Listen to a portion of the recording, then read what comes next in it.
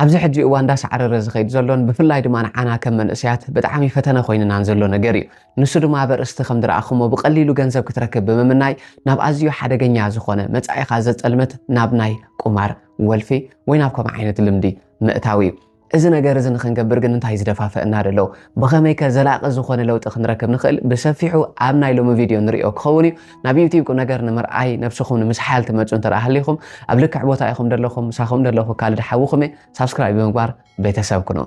መቸም ከም ዝፍለጥ ኣብዚ ሕጂ ሰዓት ብጣዕሚ ኣዝየን ሌጋል ዝኾና ሕጋውያን ዝኾና ትካላት ናይ ቁማር ኣለዋ እየን እኳ ደኣ ብኦንላይን እንዳቆረፅካ ብኦንላይን ብቐሊሉ ኣብ ሞባይልካ እንዳመፀ ብጣዕሚ ኣዝዩ ሶፊስቲኬትድ ዝኾነ እንተደኣ ናተን ኣጀንዳ ድማ ክንርድኦ እንተዘይክኢልና ናብ ሓደገኛ ዝኾነ ሂወት ዘምርሐና ብዙሓት ትካላት እየን ዘለዋና መብዛሕትና ከም መንእስያት ሓደ ዘጓንፈና ነገር እንተደኣ ሃልዩ ድማ እታ ወርሒ ሙሉእ ጨፈፍ ኢልና ዘኣከብናያ ገንዘብና እታ ደሞዝና እንዳጎየና ሒዝና ድማ ናብዘን ትካላት እዚአን ንኸይድ እሞ እተን ንወርሒ ሙሉእ ዝኣከብናያን ኣታዊና ድማ ኣፍታ ትካለት እያ ኣራጊፍናያን እንዳመፀና ንገዛና ክንምለስ ከለናኻ ጥራይ ጁባና ጥራይ ተስፋና ኮይና ተስፋና በኒኑ ኣዝዩ ጸልማት ዝኾነ ሂወት ክንነብር ንኽእልን ተስፋና ቂሂሙ ድማ ዝሓሸ ዓይነት ሂወት ከምዘየለ ተረዲእና ናብ ደይድለ ዓይነት ጭንቀት ክንኣቱ ንኽእል ኢና ኣሕዋተይ እዚ ነገር እዚ ግን ሎሚ ከብቅዕ ክኽእል ኣለዎ እቲ ምንታይሲ ካልእ መንገዲ ኣለዎ ፈጣሪ ዝሓሸ ዓይነት ሂወት ክንመርሐሉ ንኽእል ካልእ መንገድታት ኣለዎ እዩ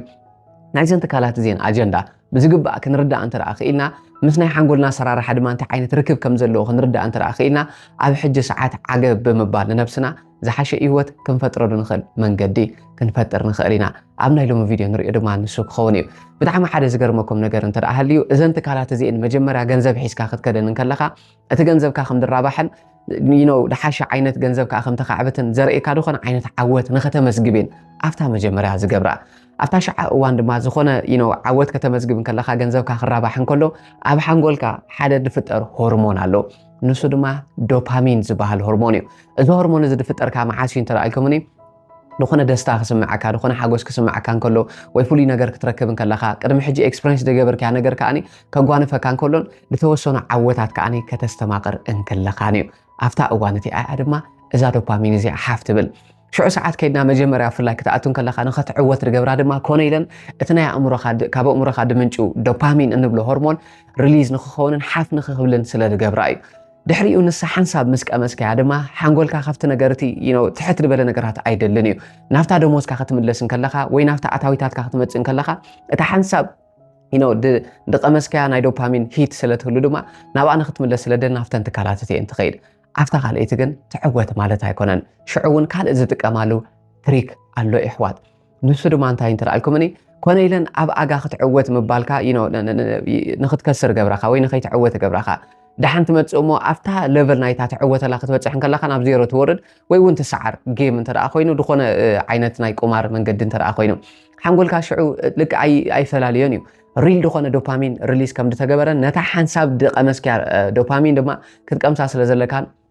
መመሊስካ ናፍቲ እንታይ ድበሃል ንኽትከይድን ጉዙእ ናይዘን እሱር ናይዘን ትካላት እዚአን ንኽትከውንን በቃ ተስፋታትካ ካብአን እንዳገበርካ ዝሓሸ ዓይነት ሂወት ከም ዘሎ ንኸይትርእን እየን ድገብራኻ ነዚ ኣጀንዳ እዚ ብዝግባእ ክንርዳእ እንተዘይክኢልና ድማ ኩሉ ግዜ እሱር ናይዘን ትካላት እዚአን ኮይና ኢና ንተርፍ ግን ኣሕዋተይ ብኸምኡ ድዩ ክቕፅል ዘለዎ ሂወት ካልእ ነገር ከየለን ማለት ድዩ ዝሓሸ ሂወት ክንነብረሉ ንኽእል መንገድታት ከ የለን ማለት ድዩ ኮይኑ ኣለኩ ኣሕዋተይ ንምንታይ ኣብ ከምዚ ዓይነት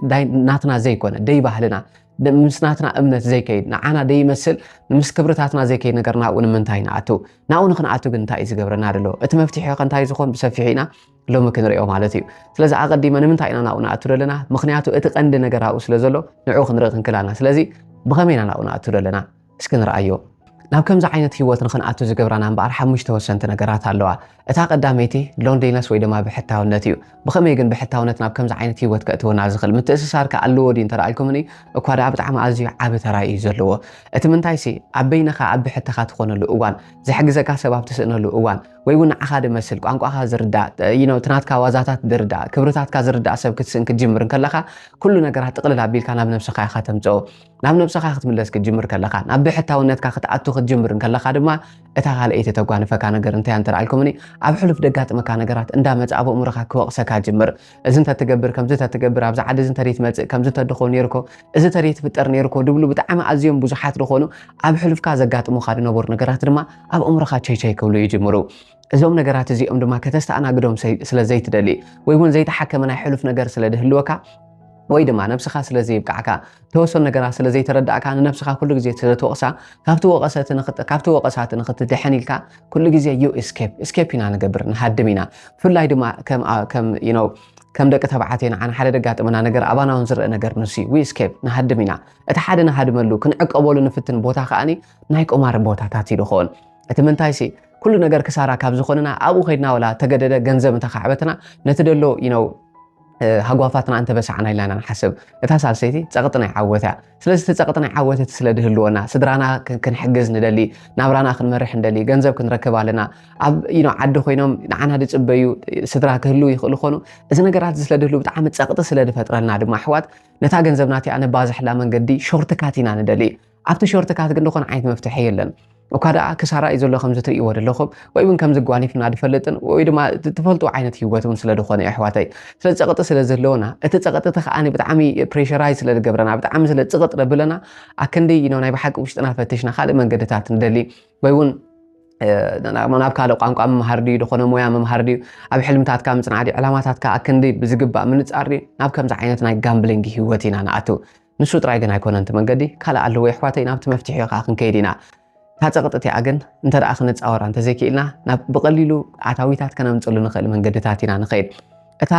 ራብዐይቲ ብጣዕሚ ወሳኒት ዝኾነት ነገር ድማ እንታይ እንተ ደኣልኩም ፀቕጢ መዘና እዩ ብጣዕሚ ፒር ፕሬዠር ኣዝዩ ከቢድ ዝኾነ ነገር እዩ ትፈልጥዎ ኢኹም ፅቡቅ ጌርኩም ብፍላይ ኣብዚ ሕጂ ሰዓት ከዓኒ ሶሻል ሚድያ እውን ንባዕሉ ስለ ዘሎ ስውናት ንባዕሉ ብጣዕሚ ሓደገኛ ዝኾነ ነገራት ሒዝልካ ይድመፅእ ኣዕሩኽትኻ እንተ ደኣ ብቁማር ክሓልፈሎም ክኢልካ ወይ ኣብ ከም ዳ ቁማር ከይዶም ከምዚ ገይሮም እቲ እንተ ደኣ ትሰምዕኩም ናብኦም ኢኻ ትኸይድ ኣብቲ ሶሻል ሚድያ ድማ ትሪኦ ነገራት ኣሎ እዩ እቲ ኣብቲ ሶሻል ሚድያ ድመፅእ ናይ ቤቲንግ ብቐሊሉ ካብ ብኦንላይን ተቆርፆ ነገራት ብቐሊሉ ጌም ክኾን ይኽእል ዝተፈላለዩ ነገራት ክኾን ይኽእል እዩ ሶ እዚ ነገራት እዚ እንተ ደኣ ናይ ብሓቂ ድፀልወካ ኮይኑ ኦፍኮርስ ንፀልወካ እዩ ካብዞም ነገራት እዚኦም ክትረሓቕ እንተዘይክኢልካ ድማ እዞም ነገራት እዚኦም ማለት ይነግሩኻ እዮም ቋንቋ ስለደይ ተማሃርካ ነዊሕ ግዜ ክወስደልካ እዩ ትምህርቲ ከምዚ ኢልካ ክትመሃር ኢኻ እዚ ክትገብር ኢኻ ካብ ከምኡ ግን ብሓፂሩ ሓፂር እዋን ከምዚ ክትገብር ትኽእል ኢኻ ድብለካ ዓርከ ማሓዛ ድዩ ብሓፂር እዋን ከምዚ ክትገብር ትኽእል ኢኻ ድብለካ ሶሻል ሚድያ ድዩ ወይ ድኾነ ዓይነት ናይ ቤቲንግ እንተ ደኣ ኣፕሊኬሽን ሃልዩ ቀልጢፍካ ኢኻ ነውዑ ትኸፍቶ እዚ ድማ ናብቲ ሂወትን ክትኣቱ ይድገብረካ እቲ ሓምሻይ ብጣዕሚ ወሳኒ ዝኾነ ነገር ድማ ላክ ኦፍ ፐርፐዝ እዩ ብዘይ ዕላማ ንሂወት ምጓዓዝ እዩ ዕላማ እንተዘይሃሊካ ድኾነ ትጓዓዞ ዳይሬክሽን እንተዘይሃሊካ ኣብ እምሮኻ ደቐመጥካ ዓብ ዕላማ እንተዘይሃሊካ ድማ ኩሉ ግዜ ዓለል ሃዋ ኢኻ ትኸይድ ኣብዛ ዓለል ሃዋ ትኸድላ እዋን ድማ መን ረኽባኻ እንተ ደኣልኩምኒ እዘን ትካላት እዚአን እየን ዝረኽባኻ እዘን ንእሽተይ ከም ዝግበር ሞ ብድሕሪኡ ብዙሕ ዕፅፍታት ክትረክብ ኢኻ ዝብላኻ ናይ ቁማር ኣዳናገርቲ ዝኾና ትካላት ናብ እንደማሽዑ ተኣቱ ግን ከምዚ ኢሉ ከቕፅል ደለዎ ኣሕዋተይ ወይስ መፍትሒ ኣለዎ እዩ እምበኣርከስ ነዚ ጠንቂ እዚ እንተ ደኣ ክንርዳእ ክኢልና ናፍተን ብሓፂሩ ዝነግረኩም ናይ ብሓቂ ዘላቒ ዝኾነ መፍትሒ ክህባና ዝኽእላ 5 መፍትሒታት ክንከይድ ኢና ዳይበሉ ናፍታ ቀዳመይ ተኸብለኩም ብዙሓት ሰባት ሂወት ዝቕይሩ ደሎ ንመበል 13 ዙር ዝካየድ ሱርበተኻዊ ለውጢ ንኩለንተናዊ ዕብየት ዝተሰመየ ናይ ኦንላይን ስልጠና ምዝገባ ጀሚርና ኣለና ኣብዚ ታሕቲ ዘሎ ናይ ዋትስኣፕ ቁፅሪ ተጠቒምኩም ክትረኽቡና ትኽእሉ ኢኹም ኣብ ክላስ ተራኽበና እታ ቀዳመይቲ መፍትሒት እምበኣር ነዚ ነገር እዚ ብትብዓት ናተይ ሽግር ኢልካ ነዚ ነገር እዚ ኣክኖውሌጅ ምግባር ወይ ከዓ እዚ ናተይ ፀገም ኢልካ ምውሳድ እዩ እቲ ምንታይ ኣሕዋተይ ናይ ገንዘብ ፀገም ጥራይ ሃሊና ደይኮነ ናብዚ ነገር እዚ ንኣቱ ዘለና ካልእ ብጣዕሚ ብኣእምሮ ደናውፅና ድኾነ ስምዒት ስለ ዘሎ ንሃድመሉ ከም ዘለና ዘላቒ ድኾነ ደይኮነ ግን ከዓ ግዜያዊ መፍትሒ ይህበና ኢልና ስለንሓስብን ናብኡ ንኸይድ ከም ዘለና ናቱ እሱር ኮይንና ከም ዘለና መጀመርያ ምርዳእ ምግንዛብ ተቐዳማይ ነገር እቲ ምንታይ ኣሕዋተይ ናብዚ ነገር እዚ ንኣቱ ዘለና ብዝግባእ ነብስና ብደይ ምዕባይና እዩ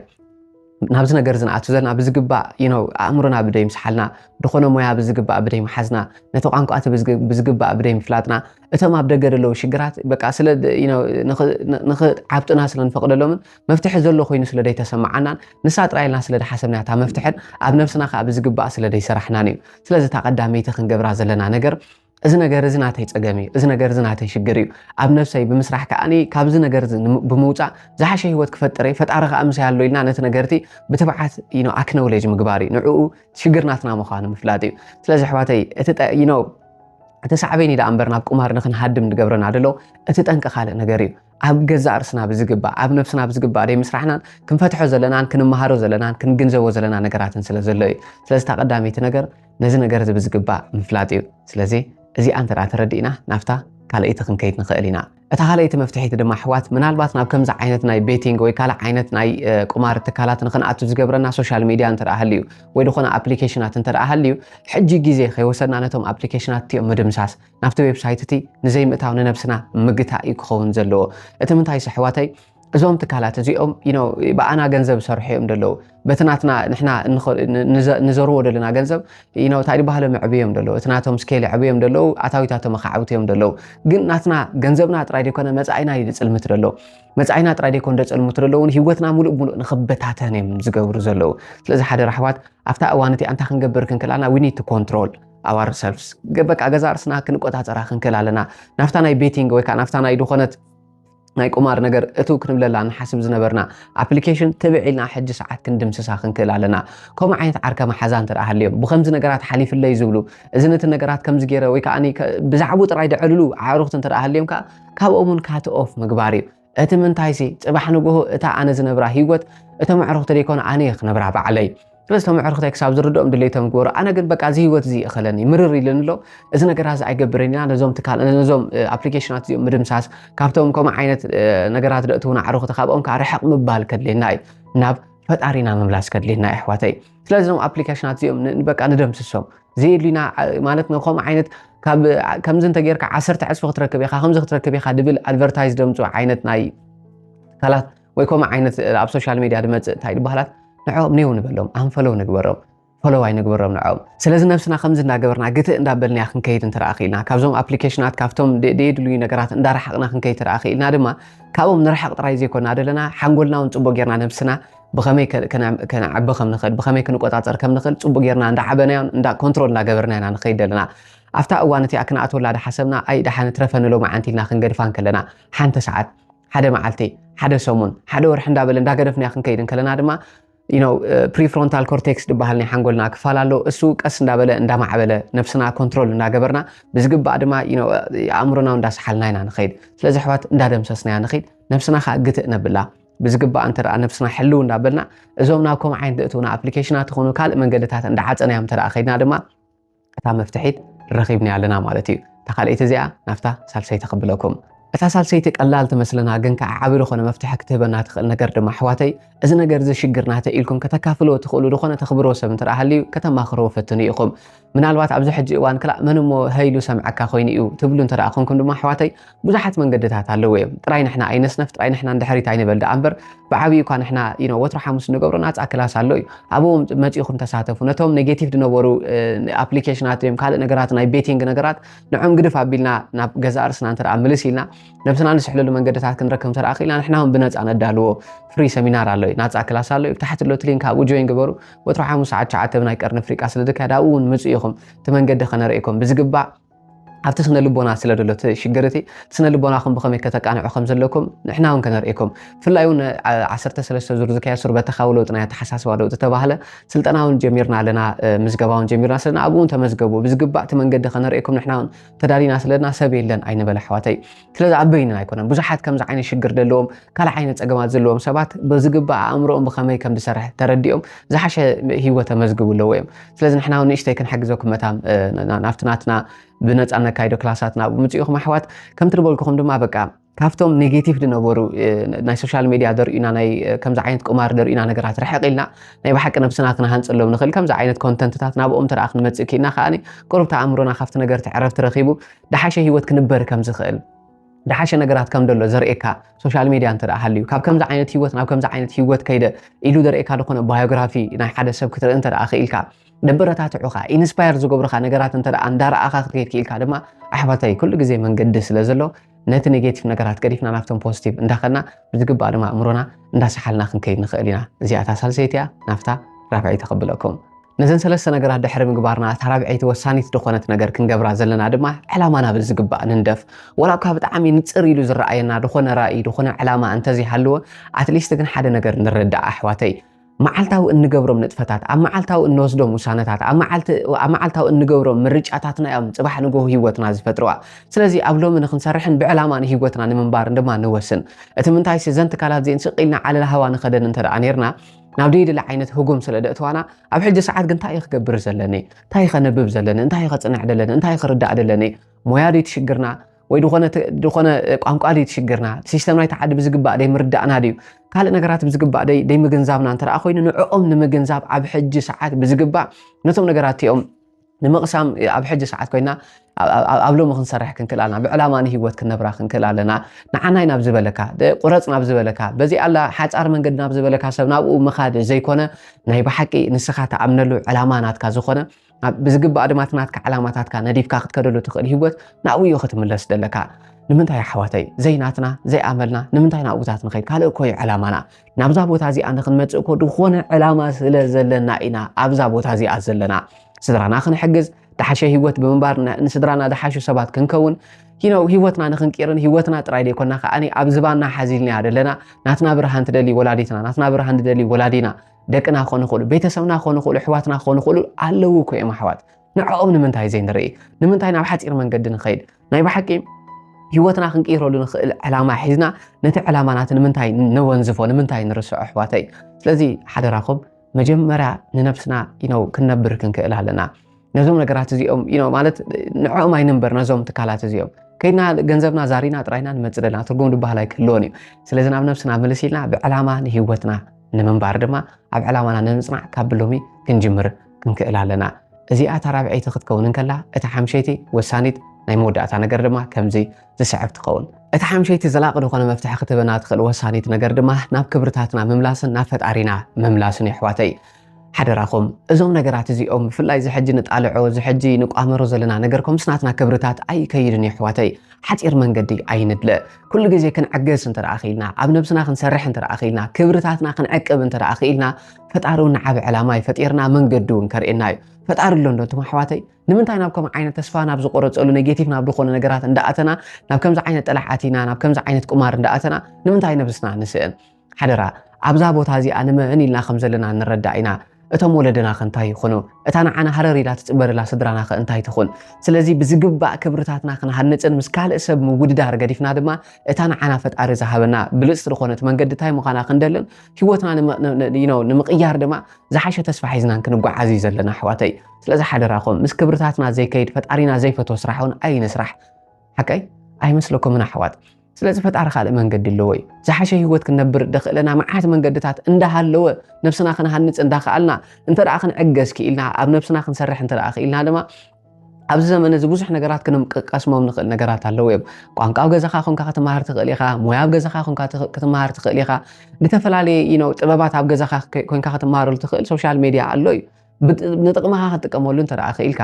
ናይ ባሓቂ ናብ ከምዚ ናይ ቤቲንግ ናይ ካልእ ነገራት ናብ ኔጌቲቭ ነገራት ከተእትዎ እንተዘይክኢልካ ብዝግባእ ክትጥቀመሉ እንተደኣ ክኢልካ መዓት መንገድታት ከሎ ኣሕዋት ንምንታይ ንፅዓድ ንምንታይ ተስፋና ዝቕህም ኩሉ ግዜ ከም ትብለኩም ኩሉ ነገር ስነ ልቦና እዩ ስለዚ ናብዚ ቁማር እዚ ንክንከይድ ድገብረና ደለዎ እንትናትና ስነ ልቦና ስለ ዝኾነ ስነ ልቦናና ብዝግባእ ምስትኽኻል እዩ ዘድልየና ኣሕዋተይ እቲ ምንታይ ሲ በቃ ንፈጣሪና ብምሓዝ ዝሓሸ ሂወት ፅባሕ ንጎ ፈጣሪ ክህበኒ እዩ ናብ ከምዚ ዓይነት ሓፂር ዝኾነ መንገዲ መጻእየይ ዘፀልምት ክሳራ ጁባይ ደኽስር ተስፋ ይደቕህም ነገራት ናብኡ ካብ ምእታው ነው ፈጣሪ ኣሎ ዝሓሸ ፅባሕ ክነብር ፈጣሪ እዚ ነገር ዝግበረለይ እንዳበልና ኣብ ጸሎትና ትኹረት ምግባር እዩ መፍትሒ ክህበና ዝኽእል ኣሕዋት ንሱ ኢኻ ትኽብርና ንሱ ኢኻ ትናትና ግርማ ስለዚ እቲ እንኮ በቃ ደየኽስረካ ሓቲትካ ኩሉ ግዜ ድምልሰልካ ፈጣሪኻ ኣሎ እዩ እቲ እንኮ ከምኡ ክገብረልካ ድኽእል ፈጣሪ እምበር ካሲኖ ኣይኮነን እቲ እንኮ ከምኡ ክገብረልካ ድኽእል ፈጣሪ ዳ እምበር ካልእ ናይ ቤቲንግ ናይ ጠላዕ ናይ ካልእ ቁማር ትካላት ኣይኮነን ኣሕዋተይ ስለዚ በጃኹም نفتارينا تجع نبلو بأمنتنا يبحق بتسفى بسمعيت بأمنتنا فتارينا تجع كبل ترى أخيلنا كبرتاتنا تردينا أنت أنا يبحق لما فتارينا تجعنا إتنا يبحق ناتنا سنة لبونا كان استخاخلو أنت أخيلنا of course فتارو أنت يسانو كابز من قدوتيو زحاشة خنعوته لنخل من قدتاتهم فتار خرئنا سلازي حوات مسبناون أي مسكالو سباتون أي نودادر كالو سلاز تعوتو بو سلا حلفوا له مو كان نقرا سلاز قبروا بو سلا تمثل له ويبخال من قد كابانا حلفي لهم سلا دخلوا مسؤوم دا تودادرنا نزا حج سعد الله هيوتنا أين نعك أينا وكذا بقى أنا خوادر زلني مسكال أتصابات يكون مستمال زنوركوا أنا أيو سلزي كاب تمالي لومي كمي كنيسة لخوري نابزر خوري نوبركو نايكو مارتكالات قرب أمبي برين قرب تردي إيدي قرب نايبا حق أبسلوتي ينو تاني عيدي تسباتاتي كبابي لدي بمبالك أني نعم نفسنا نملس سلزي حدا راحواتي فتار زحزة كل حزين فتاري نعملس كمبل تراخيلنا خات من قد تخرئنا كم تقولكم تشجر الله بسنة لبونا سلنا خنا دما إهين ميهن نبهال متونا بانا حمس ناس أكلاس علينا أبز تحت لكم تلينك أبو تومو تلينك حمس عات بقول هذا كرنا فريق عيد كايد أبو متوب زجبا شجراتكم نجرنا إهين ميهن نبهال حواتي علينا نبحن ساب حدراكم سلازي نابديد العينة مسانتات عينة توينا ندقنا دمان مبل 10 زور زكاة صربة تخاولوتي نقول لنتنا عبيس تسمي سلطنا لنا أبو بمتاو دما بخمي أمروكم كم دسرحن بخمي كامنا حلوف نقرات بملقاق دما عب حج ساعات بمنبار بزق نقولت احنا منقد ديكونا بزبلت منقدي بخمي زحاشه مصاخم فتر كم نخل دما نحنا هون كنريكم تدارينا لنا ابز تحتروا لنا واتساب نمبر غيركم رخبنا اخو احواتي أبز قتل فيديو كسام نراخب كابز نجار زيب زقب بعد ما فتح حلينا نمزح حشة هيوت نخنا مرح ندات منخو أنا بزخ جرفكم من البا سبسكرايب دي قبركم ترى حليهم جن سبسكرايب بمقار بيت سبكون يخم يتقموا إن اتبلوا سبد ما ذا فيديو زي أب في الله حدرا شير قبر لي يخم أبز قتل فيديو كسام نراخب نجيزي يخم كابل بي إندا مسكنكم كبرت حبليون قبلكم إندا فتحون أبز قتل فيديو خن راخبنا سنهي سلام نعكم مزحت سبات يوزق يردلون مبل 10 زور زكاة صربة تخاولوت إنه كل انتنا عبيست سمينا أونلاين سلطنا مزجبا جميرنا لنا أبز تحتروا لنا واتساب كتر تقيمكم كتر خونا تخليكم أو كل أسر راخبنا